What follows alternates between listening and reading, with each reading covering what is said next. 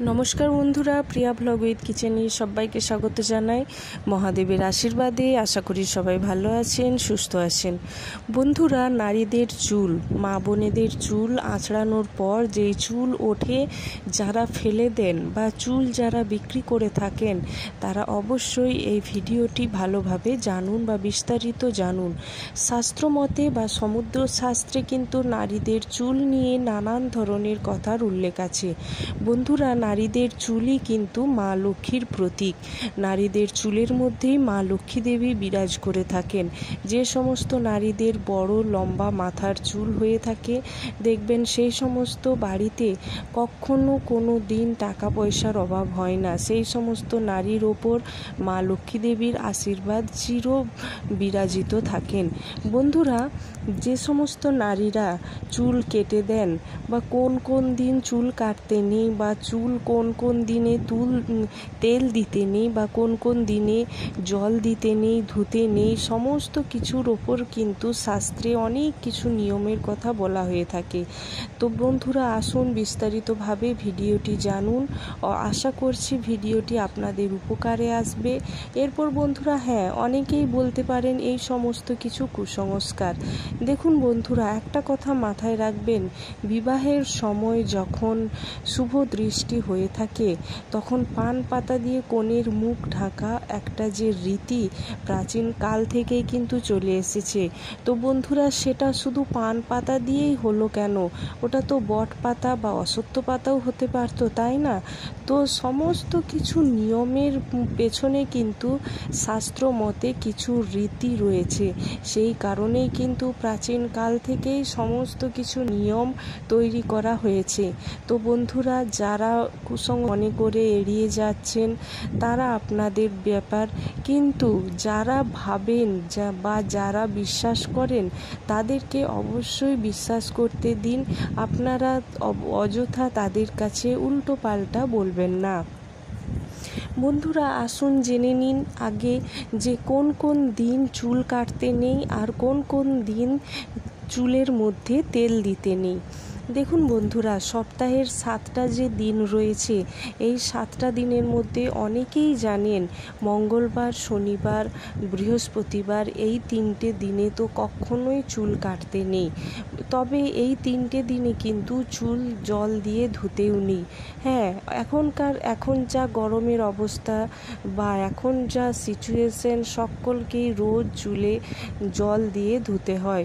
তো বন্ধুরা, আপনারা চেষ্টা করবেন যে তেলটা না দেওয়ার, বা আপনারা চেষ্টা করবেন যে চুলটা না কাটার এই বিশেষ কয়েকটি দিনে। এছাড়াও বন্ধুরা, মহাদেবের বারেও চুল না কাটার একটা নিষেধ রয়েছে। কোন কোন বার চুলে তেল দিতে নেই আসুন জেনে নিন। আর কোন কোন বার চুলে তেল দিলে মা ধনলক্ষ্মী দেবী বা মা লক্ষ্মী দেবীর কৃপা আপনাদের ওপর বর্ষাবে বা বিরাজ করবে। প্রথমেই আসবো রবিবার। রবিবারে কিন্তু চুল ধোয়া একদমই উচিত। চুল ধোবেন বা শ্যাম্পু করবেন বা তেল দেবেন, যা খুশি করতে পারেন। আর সোমবারের দিনটাতে কিন্তু বন্ধুরা চুল কখনো কাটবেন না। আর বন্ধুরা, চুলে তেল দেবেন। তেল দিলে চুলে এই দিন মহাদেবের কৃপা দৃষ্টি আপনার উপর বর্ষায় থাকবে বা বিরাজ করবে। মঙ্গলবার দিন চুলে তেল দিতে নেই। বুধবার দিন অবশ্যই চুলে তেল দেবেন, চুল ধোবেন। বৃহস্পতিবার দিন চুলে তেল দিতে নেই, এমনকি চুল ধুতেও নেই। শুক্রবার অবশ্যই চুলে তেল দেবেন না, কিন্তু চুল অবশ্যই ধোবেন। বৃহস্পতিবার দিন যদি আপনারা তেল দিতেও পারেন, তাহলেও কিছু অসুবিধে হয় না। শুক্রবার দিন বন্ধুরা, আপনারা যদি চুল ধোবেন, তাহলে কিন্তু আপনাদের ওপর এই দিন মা লক্ষ্মী দেবীর কৃপা দৃষ্টি বজায় থাকে। শনিবার দিন যারা চুলে তেল লাগান, সেই সমস্ত ব্যক্তির ওপর কিন্তু বড় ঠাকুর বা শনিদেবের কৃপা দৃষ্টি বজায় থাকে। তো বন্ধুরা, আশা করি আপনারা বুঝতে পেরেছেন কোন কোন বারে চুল ধুতে নেই বা কোন কোন বারে চুলে তেল দিতে নেই, কোন কোন বারে চুলতে তেল দিতে আছে। আর বন্ধুরা, আসুন জেনে নিন যে কোন দিন বা আপনারা কখন চুল আঁচড়ানোর পর যে ছেঁড়া চুল উঠে আসে, সেই চুল কী করবেন, কোথায় ফেলবেন বা কেনই বা বিক্রি করবেন কি করবেন না, আসুন জেনে নিন। দেখুন বন্ধুরা, আমি আগেই বললাম চুল হলো মা লক্ষ্মীর প্রতীক হিসেবে বলা হয়ে থাকে। তাই বন্ধুরা, যে সমস্ত নারী বা মহিলারা সামান্য কিছু দু পয়সার জন্য, দেখবেন বন্ধুরা, আগেকার দিনে কেন এখনকার দিনেও মা কাকিমারা ঠাকুমারা দেখবেন এত চুল জমিয়ে রেখেছে দিনের পর দিন। লাস্টে যে চুলওয়ালা যারা বিক্রি বা কিনতে আসে, তারা দেখবেন চুল নিয়ে 20 টাকা, হাতে 20 টাকা, 10 টাকা, 30 টাকা দিয়ে চলে গেল। হ্যাঁ, মানছি বন্ধুরা, 10-20 টাকাই কোথা থেকে আসে, মাটি খুঁড়লে তো আর পাওয়া যায় না, তবে পরিশ্রম করলে অবশ্যই অনায়াসে মিলে যাবে। তো এই দেখবেন দিনের পর দিন যারা চুল জমিয়ে রাখছেন, একদিকে দেখবেন ওটা চুল যদি উড়ে পড়ে বা কোথাও পড়ে, দেখবেন একটা বিচ্ছিরি ব্যাপার, আবার এমনভাবে রাখলেও যেন বাজে দেখায়।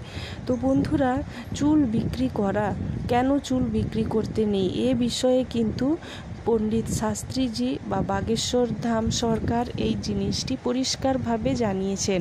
সমুদ্র শাস্ত্রে নারীদের চুল নিয়ে নানান কথা রয়েছে।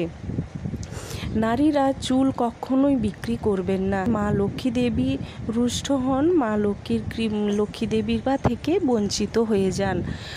তো তার ফলে বন্ধুরা, মা লক্ষ্মী দেবী সেই সংসারে বড্ড চঞ্চলা হয়ে যান। কখনো আসেন, কখনো চলে যান, কখনো দাঁড়ান, কখনো বসেন, এই রকমভাবে ওই জিনিসটার বা আর্থিক পরিস্থিতি ওই সংসারের ওপর এইরকমভাবে বিরাজ করে। এরপর যারা চুল ছিঁড়ে বা চুল আঁচড়ানোর পর যারা চুল সেখান ছুঁড়ে ফেলে দেন, দেখবেন বন্ধুরা, এই চুল দিয়ে কিন্তু তন্ত্রশাস্ত্রে অনেক ধরনের জ্যোতিষী বা তান্ত্রিক নানা ধরনের কালা জাদু টোনা একদম টোটকা ক্রিয়া, এই খারাপ যে নেগেটিভ জিনিস কিন্তু মানুষের মাথার চুল দিয়ে করে থাকে। দেখবেন কোনো পরিবারে যদি কখনো কোনো উন্নতি না হয়, যতই পরিশ্রম করেন, জানবেন ওই বাড়িতে কিন্তু একটা নেগেটিভ এনার্জি রয়েছে বা কেউ জাদু টোনা করে ওই বাড়ি বন্ধকি করে রেখেছে। তার ফলে ওই বাড়িতে কখনোই কোনো দিন উন্নতি হচ্ছে না।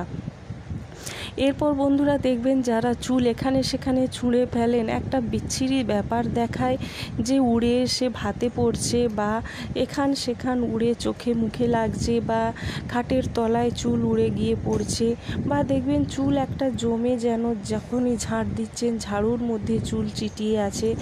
মা বোনেদের উদ্দেশ্যে বলবো, যখন বাড়িতে ঝাড়ু লাগাবেন, ঝাড়ুতে যেন কখনো চুল জড়িয়ে না থাকে, এতে কিন্তু মা লক্ষ্মী দেবী খুবই রুষ্ট থাকেন।